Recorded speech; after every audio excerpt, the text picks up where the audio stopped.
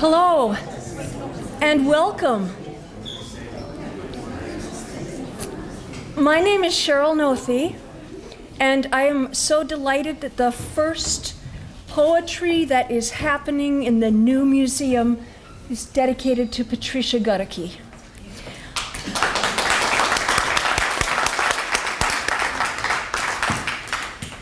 I moved here from New York City, and I thought I'd had a modicum of success. I had once read at the kitchen with Allen Ginsberg, and I thought, man, this is it, but I got fired from my job. And I came out here, and I met my husband in a bar, and after about 2 months, I said, I don't think I can stay here. I don't fit here. I don't know anybody. Nobody knows me. I don't think I can. And then a friend called and said, Patricia Goedicke lives there. Call her. And I did. And she invited me over to her salon. And I was so nervous that I brought a big dish of hummus and pita bread, and I sat down and put the food down and ate the whole dish while I talked to her. And she still liked me. She introduced me to her friends. She gave me the very best people in my life. She was so magnanimous and so open and so full of vitality and energy. When she and Leonard repeated their marriage vows, she wore her mother's wedding dress, and when I told her that the man I'd met in the bar I was going to marry, she said, "You must wear my dress." And so this is about 25 years later, I guess, and another lovely point in this picture is that this smiling woman dancing with my husband is Patricia. While dancing, I tripped and pulled the black lace off the bottom of the skirt. But she did not complain because she said, "Do it with gusto." So this afternoon, we have a number of people who are going to pick from Patricia's poems and read to you and share our experiences with you. And thank you very much. Our first reader today is Greg Pape. He is a professor at the university and a renowned prize-winning poet.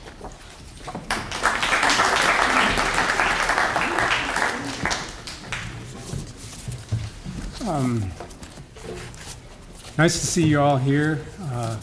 Thank you for being here to honor Patricia Goedicke, her spirit and her work. Patricia was a longtime friend and colleague of mine, and I can second what Cheryl said. She was really generous. I remember flying in here on a cold, snowy spring day and meeting Patricia and going immediately to interviews through the college for my job, and she kept saying, well, this will be over soon. You can come over to our house and have dinner. And she fixed me a little bed in a little corner room she had, and just moved me right in. And I felt quite at home and accepted immediately into this lovely community we have here. I think I miss Patricia, as many of you miss her. And she was a lively and enthusiastic spirit and in our community. And I think that she will be, for a long time, part of our collective spirit here. I'm going to read two poems. The first one is sort of a meditation on being here while flying across the country in an airplane. It's called Danger of Falling from Invisible Horses. Forgive me, Patricia, if I mess up. The way calcium grows all by itself into bone, microscopic fraction attaches itself to fraction, or clouds crystallize, or blizzards congeal into hard ice on aluminum wings. Even the astronauts' bodysuits can't cover up the sheer strangeness of it. The extraordinary being here or anywhere. The skin of the plane could easily peel back like an ear of corn. And then what's to be seen but who me, the live, disintegrating, terrified Barbie doll asks, stuffed into her jeans like a stick of butter, her neat, pointed feet dangerously stuck into air. But still, teetering down the aisle, if anyone bumps her, she glares, "This is my territory." This little packet of 122 pounds, more or less, says, "Move it, babe." 1 minute, the cold kitchen. Next minute, Miami Beach. Digging into the sand beside the violently green sea. Droplets of almighty coconut oil under the crisp tang of salt drizzle and lick all over its bare, lusciously bronzed congregation of too solid. No, never in this world. The greedy molecules hiss as the plane turns inland. The woman returns to her seat, past all the other anonymous collections of cells, some snoring, some fussing with their kids, one bent over a laptop, another staring straight at her for a second with X-ray, exhausted eyes, peering, then swiveling away as if they'd known each other before, fellow crew members from another planet. Though the woman thinks of herself only on Main Street. My, what an arrangement of chromosomes collected who knows why, up here among streaked, boiling clouds with the plane speeding through them. How unexpected it is. How far the body travels from its babyhood, locked in its charged circuits. She thinks about edges, the leathery sunburned skin flaking off, the filmy shreds, sound barriers breaking away from her, but here she still is, for this 1 second, fixed, eyes sticking out of the top of her face like the glint of a buried pin or the beak of a mother robin in the nest she made for herself. With earth losing its outer walls twig by twig, what is this naked fork quivering in the middle of whose consciousness? She keeps wondering, whizzing across the face of an electric cloud chamber. Here, all I am is falling in the tight ship of the diminished, in hot chips of pure, ignorant energy fizzing around some magnet, some lucky iron only imagination can count on. Trembling, gritting her teeth on the thread of an end she can't know. Please, someone, materialize me in arms I can love always, she whispers to herself. Beam me up. And then in this book, Invisible Horses, Patricia was very interested in exploring consciousness through language. And so many of these poems are just wild excursions through her mind. And this one is dedicated to these words, and that's the name of the poem, These Words. It has a little epigraph from the Japanese poet Soseki. Goes like this. Butterfly, these words from my brush are not flowers, only their shadows. Reach out for one, and it breaks off in the hand. The thin rice paper remains, cling to you, transparent. Stick to the fingers, but never solid, believable as thick blood pounding up from the concrete pavement when you're jogging, through the whole body, every ounce hot, steamy, close, as the rest of the world isn't. Even as you grab, swallow, or shove against it, chains of thought wither away from you like ashes from a limp cigarette, smoldering, charred cylinders of paper, all by themselves, breathe on one, and it crumbles, only a smudge left on the lips. All night, pieces of them jump up like midges between dreams, out of grass you wish you were running through. Quick as confetti, tiny grains of alphabet leap up like insects over your head, glints of light, flickering, specks, tiny parachutes you can't get to. Run after them how you will without pen or pencil or net fine enough to collect what refuses to stay still. But sometimes, just for a second, it happens. From locked drawers, all at once, petals swoop like leaves in gusts across the highway, flashing across fields of disappearing dew. Uncatchable cells, ghost flowers, shape the vanishing trajectory that is you. And our next reader is Sean Gant.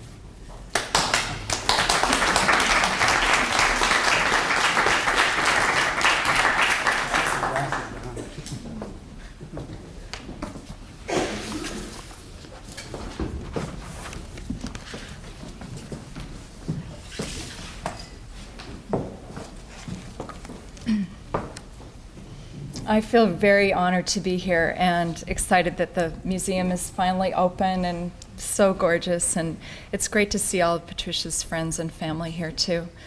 I first met Patricia about 1983 when she came to Missoula, and my art teacher, Dick Hugo, had just died, and we were all pretty lost and bereaved and stunned. And then Patricia came to town and she gave this reading, and she'd just come from Mexico. She had this bright crocheted pink shawl on, and she was just vibrant and crazy and full of language and feminine and strong. And I guess it was her language that really appealed to me. And her poems that I like the most are those ones that are in that art, in that tradition. So I'm going to read just a few of them, and they're more recent poems. Let's see. This one's called Snow, and it was written about the year 2000. Snow. Moon like an exhausted nickel. Caught at the bottom of a giant paperweight. Cave of hysterical salt running so fast nobody can hold on to it. Newscasters tell our fortunes. Quick, come inside, says the man. Come into the house and be still, says the woman. As books nobody reads anymore vanish into blizzards of fine print, please, no more questions, says the president, throwing us his famous curved snowball. And then there are the trees. What have they done to be wrapped in it, caked, shrouded into white clubs, beaten almost into the ground? In the icy air of the cave, the man and woman crouch. Breath breaks up into white noise. Between them, nothing stands still. The whole house shudders, whistles around the chimney, or someone's huge hand. With a muffled thunk, brushes avalanches from the roof. The woman says, "Honey," one more time, as television circles the glove. Aerials strum the wind. It occurred to me after I read that a few times that maybe it was even just one of those little toys that you shake and all the snow comes down, and that one huge hand that she capitalizes is yours, you know, and that she imagined this little scenario inside, the people fixing the aerial on the top of the roof saying, "Come on in, honey, get down off that roof." Something I really admired about Patricia was she wasn't afraid to go into the dark, too, and explore that and delve it fearlessly. And this poem that she won the Beloit Poetry Journal Award for in 2002 is my favorite poem of hers. And it's called Hole. Hole glares up at us like a black graffiti-covered stone the day after the execution. Birds like heavy cigars, coffins wheeling overhead. If this be corpse or grave, if this be tooth or cavity or dry lake bed, or spewed vomit of self-pity or howl, no tongue left to speak with, if there be the same killing fields from the start, the gallows in the playpen, if there be cracked eggshell and no egg, neither yolk nor white nor whole baby live forever, if there be no kernel, no core to the apple head, if there be love when love is dead, if the outer firmament be arched skin only, if the noose embrace nothing but cold ore and bowels, where is the high-famed convexity of which this is the concave? For this is not a private, not a personal crack in a sealed container. No, this is not a single lost shoe. On the nation's highways, the owner is long gone. And whether this be outer or inner rot, murderous aim or innocent kick, here is an end to it. Here, a hollow depression which has no bottom and no top.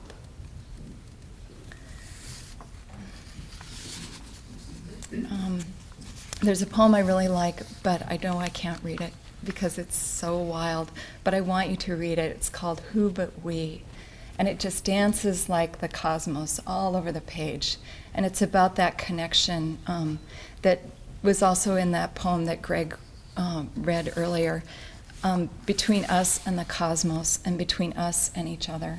It's very beautiful. Who but we? But I just know she's standing right there, and she was my teacher, so I'm not gonna try it. Okay? So I'll read a very short poem to finish here. It's one that she just wrote was published this spring in the Colorado Review, and it's called Cheap. Yesterday, drinking too much white wine. Today, a copper-red Irish setter comes swimming, long-nosed, gentlemanly, sleek as a yacht's prow, steady as a Cambridge lady's bicycle on a straight path, over 4 feet pedaling gently in the clear green underneath, eyes filling with tears again, too many blue skies, brief showers, gray sunshine. The next reader is Robert Lee.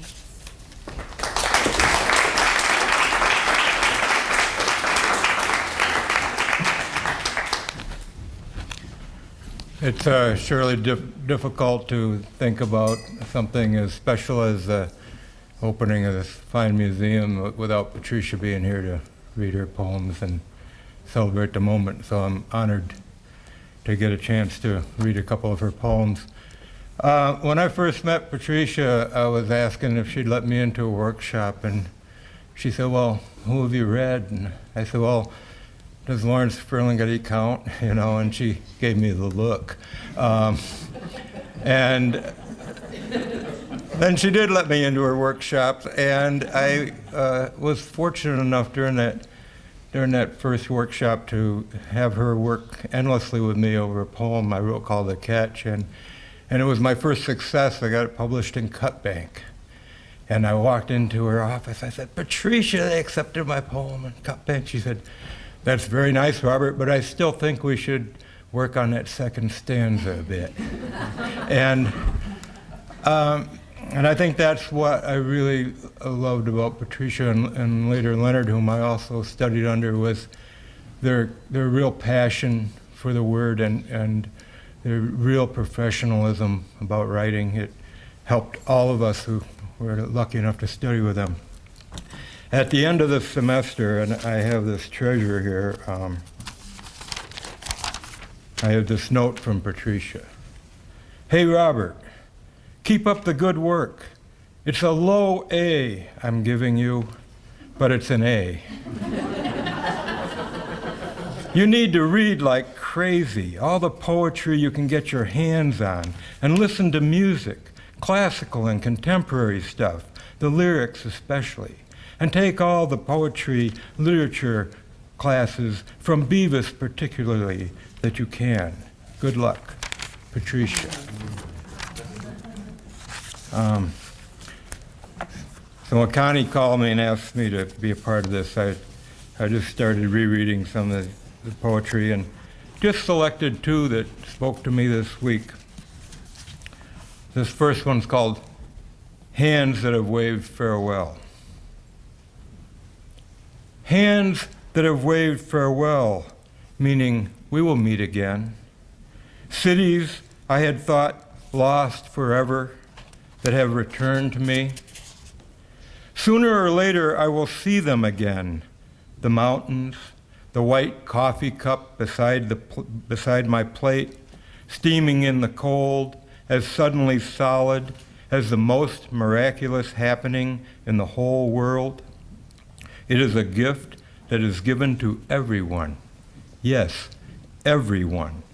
The patterns of our lives repeat themselves, like the old woman who keeps looking into your eyes from a window right next to the tracks as a train passes on its way to forgotten farmhouses. The strict pine trees of New Hampshire, like night watchmen in the snow. For me, it was a small town in Mexico, flamboyant, full of flowers, lying on a hillside with the moon and bittersweet stars in its hair.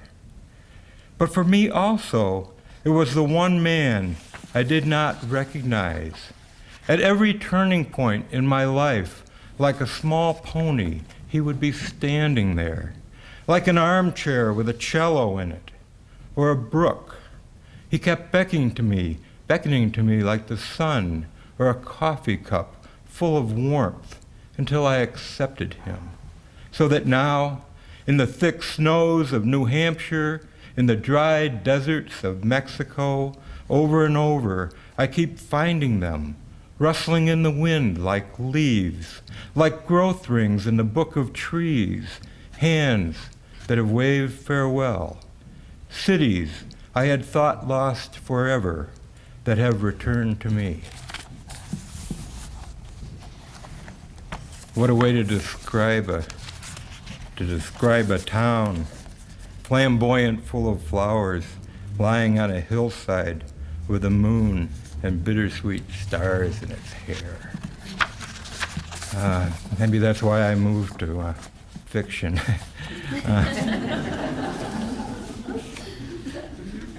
This next poem, it's called The Arrival of the Egrets. Suppose peonies, 15 of them, white, blooming in deepest winter among somber fir trees, relaxed, sitting on their large nest like huge heaps of fresh laundry in the branches, shining back at us in the morning from enormous clumps, mountains almost, of snow that has fallen overnight. So the arrival of the Egrets in Mexico when we were least expecting them. Breathless, with hearts pounding, we raced to the roof to see them. And though they will soon sail away, now sitting on their nest like clouds, just touching the tops of the Himalayas, on long, elegant legs they teeter and yearn upwards. The white question marks of their necks fold and unfold themselves, the smooth arms of dancers, with the mild gaze of giraffes graze the heavens. Patiently, the young ones wait for the parents to land with a great shaking and fluttering each morning and evening. High up and then down, sweeping the air, the giant castle walls of their wings lift themselves over our heads into such beautiful plumed gardens, we can't help it. On tiptoe, something is happening to us. Not feathers exactly, but balanced on the palm of an updraft, the spirit straightens itself, soaring until we are able to see them as we are meant to, with the smoke of sunrise in our eyes. 15 white candles, 15 white exclamation marks standing against the dawn sky. And Sarah Gridley will be the next reader. Thank you. Thank you, Patricia.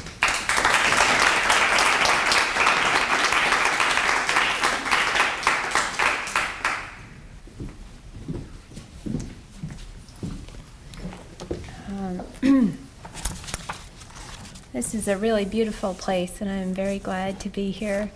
I was here earlier killing some time up in the library, and there were kids bouncing off the walls up there, and I thought that Patricia would really love that. They were talking about pop art and Pop-Tarts, and I thought she would really appreciate that. I was Patricia's student. I was here 1998 to 2000 as an MFA student, poetry student, and I was one of her students, and was asked to talk about her as a teacher, and I find that sort of hard to do because very soon after being her student, I became her friend, and the two feel very sort of inextricable and undistinguishable to me. She was a great friend. Yesterday I came here from Ohio, and I was driving to the airport. I missed my plane, but I was driving very early in the morning, and I was listening to a broadcast on the radio about, it was a science report about monarch butterflies migrating from Canada to Mexico, and they were yesterday, as of yesterday, at Point Pelee in Canada, and were poised in Point Pelee to cross over Lake Erie to Cleveland en route to Mexico. And they said there were hundreds and thousands of these monarch butterflies, and when the weather was inclement, they would roost in trees and just pause for a while before they kept going. And I thought of hundreds and thousands of that orange monarch butterfly color roosting in trees, and the texture of that, the color of that, the moment of that. And I don't mean to make a metaphor of that or even really an image of that, but I love the sound of Point Pelee, and I love synesthesia, so I mean to make the sound and the color of that come together as a prelude to reading her poem, Crossing the Same River, which is full of pealing bells. So this is Point Pelee and pealing at the same time. Crossing the Same River. For the continuity, man splices scene after scene together and then throws them away helpless because they keep changing. They refuse to stay the same. They will gather no moss, he insists. Nobody ever took photographs of us as children. We have changed entirely from the time in the quick burst of a flashbulb Someone once said, "Hold still, darling, hold still." But I will remember, and you will remember what we said before. No bigger than a moth's shadow with soft, shaky wings, something in us persists. From one decade to the next, registering, however delicately, pictures that become part of us. That each of us is and will be, layers of living accumulate. Breath after breath, no heavier than marsh lights.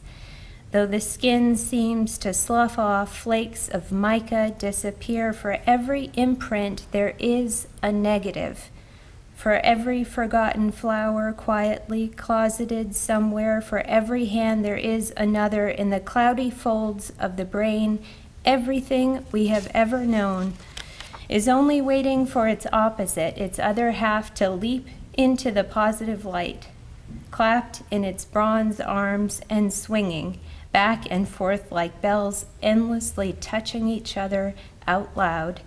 The almost invisible, the one smallest fraction, grows into the giant watermelon of the tongue, banging back and forth and spurting, foaming, fizzing, cascading, the brilliant amber of its voice beating into the open marigold of a body that stays in one place, leaving only to return again in such gallant continuity, the high ancient paean of the bell towers of mankind.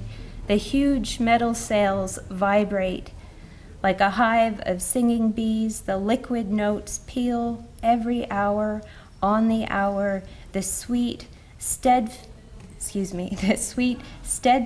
cells of love, forever replicating each other and ringing. Thanks.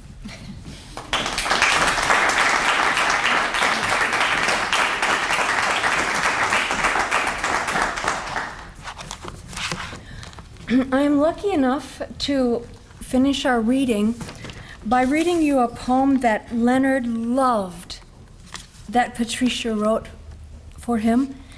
And her favorite poem was by Lucretius, and it's called De Rerum Naturam. It was translated by Mallory, and Patricia relined it for the reading, so it is more accessible and powerful, if possible. So the first brief poem is called Something About Sticks, and this was the poem that Leonard loved. Something about cold streams in winter, something about sticks snagged under a thin skin of ice. One twig, like a foot, drags downstream in the low gurgling choke and rattle of pebble against pebble. I have always heard our voices. Tangled like bare branches, your legs angle over mine, splintered kindling in a heap. My fingers splay across your chest. Wet leaves, barbed wire lashed around itself in a world no one ever visits because it's too far from town and too high, somewhere beyond time.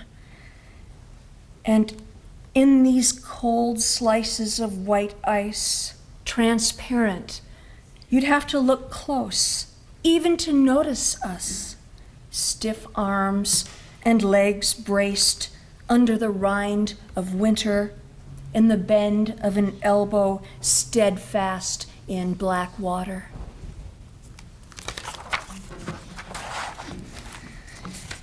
And this is the poem that was so loved by Patricia. No single thing abides, but all things flow. Fragment to fragment clings, the things thus grow, until we know and name them again. Then again, they melt and are no more the things we know, globed from the atoms, falling slow or swift. I see the suns I see the systems lift their forms, but even the systems and the suns will go back slowly to the eternal drift. Thou too, O earth, thine empires, lands, and seas, leased with thy stars of all the galaxies, globed from the drift like these, thou too must go. Thou art going, even now, like one of these. Nothing abides. Thy seas, in delicate haze, go off. These mooned sands forsake their place, and where they were shall other seas in turn mow with their whiteness other bays. Thank you. Thank you, Patricia.